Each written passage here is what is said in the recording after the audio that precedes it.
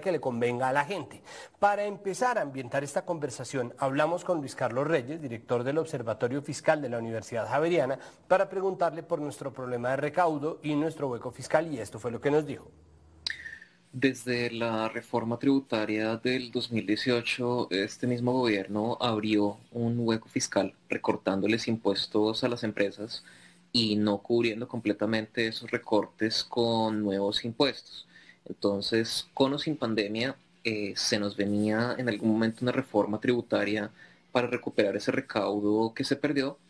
y en este momento el gobierno está argumentando que ha habido gastos adicionales por pandemia, lo cual es verdad. Por un lado, se ha gastado un poco más de lo usual en los programas de atención social que se han desplegado pues como respuesta a esta crisis, y también ha disminuido ligeramente los ingresos del gobierno. Pero hay que tener en cuenta que estos son reducciones temporales en el ingreso por un lado y aumentos temporales en el gasto, mientras que el hueco fiscal que el gobierno abrió con su reforma tributaria del 2018 fue un hueco permanente, y las soluciones que se están planteando ahora son soluciones permanentes a ese problema que se creó en el 2018. Dado que desafortunadamente la transparencia del gasto del gobierno colombiano es poca, necesitamos un nivel de transparencia mayor con qué es lo que se está haciendo con los recursos del Estado, si es que el gobierno les va a pedir a los colombianos que se metan la mano al bolsillo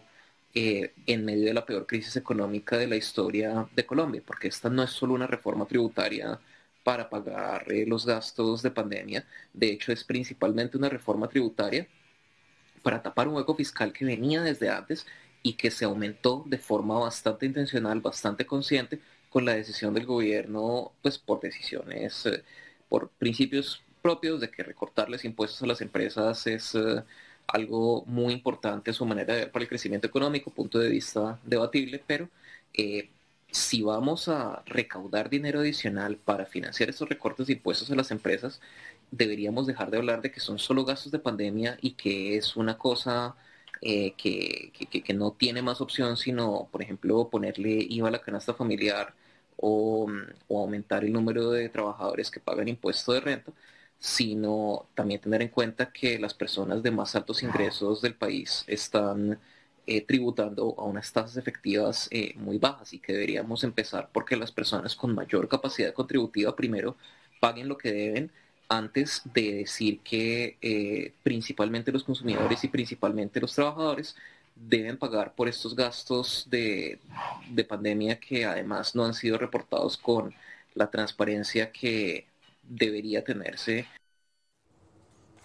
Entonces la palabra transparencia vuelve a surgir, y lo que dice Luis Carlos Reyes tiene además un ingrediente adicional, y es que no hacer una reforma tributaria estructural lo que ha hecho es generar la necesidad de una nueva reforma tributaria. Es decir, cuando se hacen reformas cosméticas que están hechas para hacerle favores a quienes nos hacen favores, como si fuera un asunto político y no la economía del país, entonces se generan nuevos huecos que luego hay que tapar para quedar aún más mal. Y lo que bien dice también Luis Carlos Reyes es que son los colombianos y las colombianas de a pie los que van a tener que sacarse plata del bolsillo para tapar ese hueco fiscal. Como no existe una ASOCOLGECLAME, es decir, una asociación colombiana de gente de la clase media a la que le está cayendo esto durísimo, pues nosotros quisimos saber, al menos para tratar de darle voz a quienes siempre quedan al arbitrio de estas reformas, pero siempre se ven más afectados por ellas, pues simplemente buscamos a las centrales obreras para que nos dieran su opinión. Y